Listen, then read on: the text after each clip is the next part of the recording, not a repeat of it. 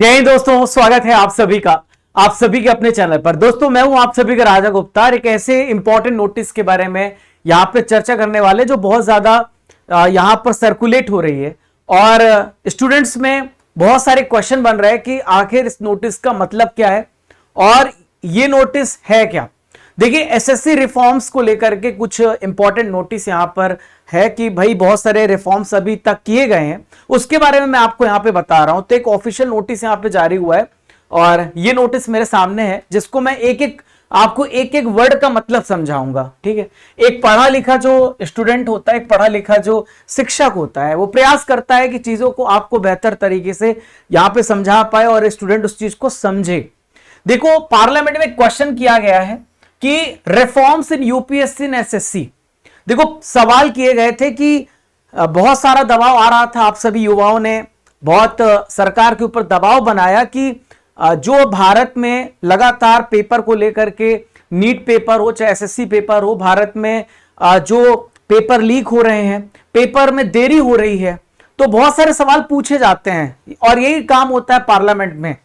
तो reforms in UPSC and SSC को लेकर के यहां पर बताया गया है कि हमने यूपीएससी एसएससी में बहुत सारे रिफॉर्म लाए हैं। ये जानकारी जो हमारे union minister of state, prime minister office, personnel public grievances and pension, atomic energy, इन सब के जो ये इंफॉर्मेशन पब्लिश करी गई है उसी के बारे में आपको बता रहा हूं।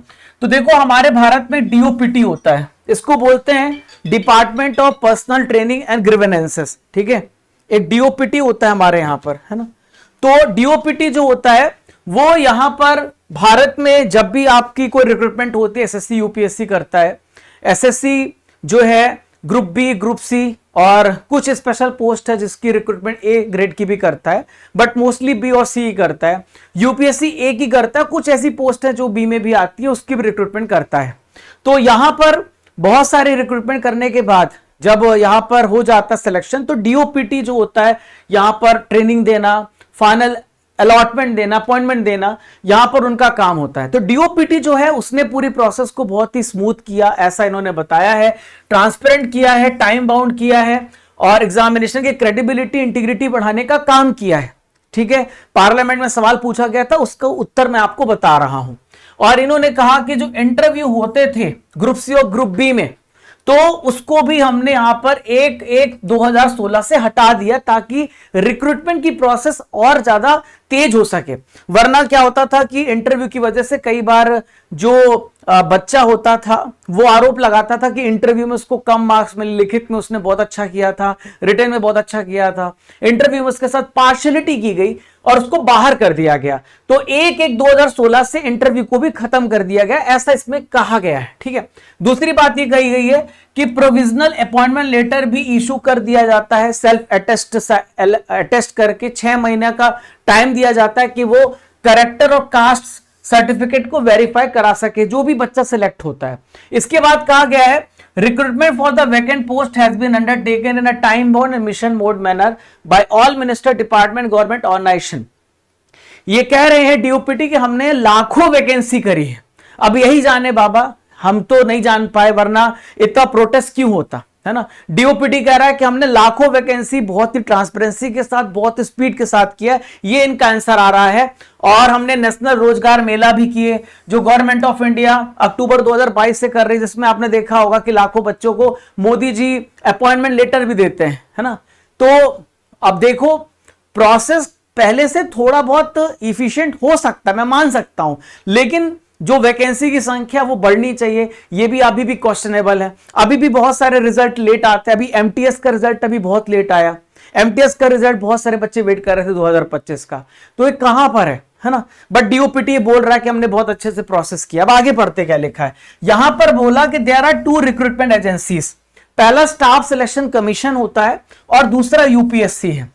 तो स्टाफ सिलेक्शन कमीशन एसएससी बोल रहा है, एसएससी के बारे में ये अपना पक्ष रख रहे हैं, has implemented comprehensive set of administrative and technology driven reforms.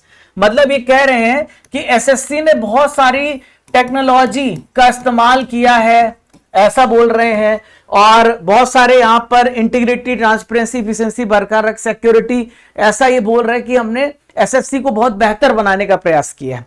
Recruitment cycle has also been reduced from 15-18 month to average 6-8 month. ऐसा बोल रहे हैं कि जो पहले 15 से 18 महीने का टाइम लगता था वो हम 6 से 8 महीने में हम यहां पर पूरा रिक्रूटमेंट पूरा कर रहे हैं। ऐसा कह रहे हैं कि हमने रिक्रूटमेंट पूरा 6 से 8 महीने में कर लिया है। ये तो नहीं दिख रहा है भाई, ये तो झूठ है, ये है ना, ये तो झूठा सा लगता है कि अभी भी बहुत सारी वैकेंसीज अधर में है ना, लगभग 1.5 साल लग ही जा रहे हैं, है ना। तो ये कह रहे हैं कि भैया 6 से 8 महीने में हम कंप्यूटर बेस्ड टेस्ट करा करके पूरी वैकेंसी को कंप्लीट कर दे रहे हैं। जब से देखो वैकेंसी का साइकिल तब माना जाता है जिस दिन से नोटिफिकेशन रिलीज हो और जब फाइनल रिजल्ट आ जाए, ठीक है, उसको हम कहते हैं कि वो साइकिल पूरी हो गई हो। आपने बहुत सारी वैकेंसी तो देखी है किस तरीके से यहां पे पूरी हुई है।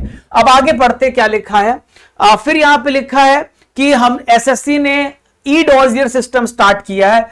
मतलब कि आपका सारा जो डॉक्यूमेंट वेरिफिकेशन सब डिजिटल रूप में होता है, सारा डॉक्यूमेंट जो चेक होता है सब डिजिटल कम्युनिकेशन से होता है। एसएससी ने स्लाइडिंग मैकेनिज्म स्टार्ट किया। स्लाइडिंग मैकेनिज्म क्या होता है, जिसके तहत जैसे मान लीजिए कि 450 ऐसी वैकेंसी रही, मान लो 400, 300, 200, जो भी हम कहते हैं 200 यहां पर स्टूडेंट सिलेक्ट हुए और उन्होंने ज्वाइन नहीं किया तो 200 पद खाली रह गए। तो जो 200 लोग पीछे रह गए थे ना, तो आप उनको यहां पे अपॉइंटमेंट दे। जैसे आपने अभी देखा कि एक बहुत ही फेमस इन्फ्लुएंसर है कोई, है ना, और वो बहुत अच्छा बताते भी हैं, क्या मुझे नाम उनका नहीं याद आ रहा है, आप जानते होंगे। तो उनका सिलेक्शन अभी हुआ, फेमस इन्फ्लुएंसर, मतलब वेटिंग में जो रहेंगे उनको हम ऊपर शिफ्ट कर देंगे, ठीक है, ये बात ये कह रहे हैं। और मेरिट बेस्ड पोस्ट अपग्रेडेशन, मतलब जिनका लग रहा है कि 200 लोगों ने सीट छोड़ी और उसके बाद जिनका नंबर था तो उनकी जो वेटिंग है उनको हम ऊपर उठा करके सिलेक्शन दे देंगे। Transparency has been enhanced by publishing tentative final answer keys, inviting candidate, objection, lowering challenge fees, releasing mark. ये कह रहे हैं कि भैया हमने यहां पर फीस को कम कर दिया है, हमने फाइनल की जल्दी दिया है ना। ये सब अपना पक्ष हर इंसान रखता है, ये भी रख रहे हैं ना कि भाई हमने तो काम बहुत बढ़िया किया। अब चलो यूपीएससी के बारे में भी जान, एसएससी के बारे में आपने जान लिया क्या क्या लिखा है। ये मैंने पूरा एक एक लाइन समझाया, एक एक वर्ड आपको बताया। UPSC has introduced several reform। UPSC ने भी बहुत सारे रिफॉर्म किए हैं। यूपीएससी से भी सवाल किया गया था, जो डीओपीटी यहां पर आंसर दे रहा है कि जो 15 महीने लगते थे पूरी प्रोसेस में, तो उसको हमने 13 महीने तक कर दिया। 2 महीना हमने कर दिया है यूपीएससी की पूरी वैकेंसी को। यूपीएससी कुछ हद तक तो सही भी है, बट एसएससी कहीं भी नहीं लग रहा। This reform include modular online application portal to simplify application process. AI based verification हो रही है सिविल सर्विसेज में, ताकि एग्जामिनेशन के अटेम्प्ट के बारे में पता चल सके। देख कई बार क्या होता है, जनरल कैटेगरी को केवल 6 अटेम्प्ट मिलते हैं, लेकिन बहुत सारे वो अटेम्प्ट करता जाता है। तो इससे क्या होता है कि आप कैसे वेरीफाई होगा, तो एआई फेस वेरिफिकेशन होगा, उससे पता चल जाएगा कि बंदा कितनी बार बैठा था, है ना। और फिर यहां पर कह रहे हैं face authentication to prevent impersonation, यानी कोई नकली कैंडिडेट यहां पर ना बैठ जाए उसके स्थान पर, तो फेस को आइडेंटिफाई करके सही ऑथेंटिकेटेड पर्सन ही पेपर दे, इनका मकसद है। और यहां पर कहा गया है expanded examination center to additional location introduce guarantee choice examination center for person with disability. जो पीडब्ल्यू कैंडिडेट है, जो दिव्यांग भाई हैं, उनके लिए हमने पास का सेंटर अलॉट करने की बात कही है और एक्स्ट्रा यहां पर सुविधाएं यहां पर दी है।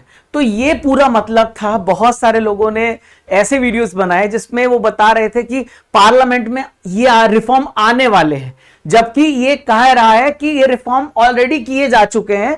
तो यहां पे पार्लियामेंट में सवाल पूछा गया था, तो सरकार की तरफ से आंसर दिया गया है कि यूपीएससी एसएससी में ये रिफॉर्म हमने किए हैं, है ना, ये रिफॉर्म आने वाले हैं। बहुत सारे लोगों ने जब वीडियो बनाया, मैं उनको देख रहा था, तो आप समझ गए होंगे किन किन लोगों ने वीडियो बनाया है। तो जब मैंने उनका वीडियो देखा तो मैंने बोला ढंग से शायद पढ़ा नहीं उन्होंने।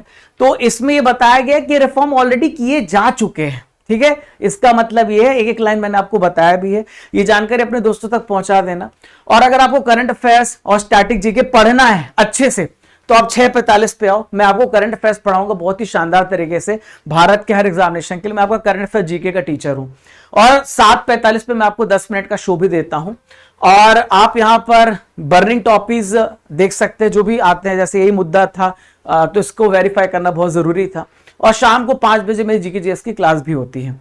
तो आप सभी पढ़ते रहिए, है ना। और टेलीग्राम चैनल सर्च कर लेना राजा गुप्ता करंट अफेयर, और कोई भी अपडेट आता है, कोई न्यूज आती है तो उसके बारे में भी आपको बताता रहूंगा। गलत जानकारी मत हासिल करो, सही जानकारी हासिल करो कि भाई उसके पीछे की सच्चाई क्या है, उसके पीछे की ट्रुथ क्या है। ठीक है, तो जय हिंद दोस्तों, जय भारत। मिलते हैं, आप सभी को राधे राधे, खुश रहिए, मुस्कुराते रहिए, और भी ऐसे इंपॉर्टेंट इंफॉर्मेशन के साथ मैं आपके साथ मिलता रहूंगा। चलिए बाय बाय।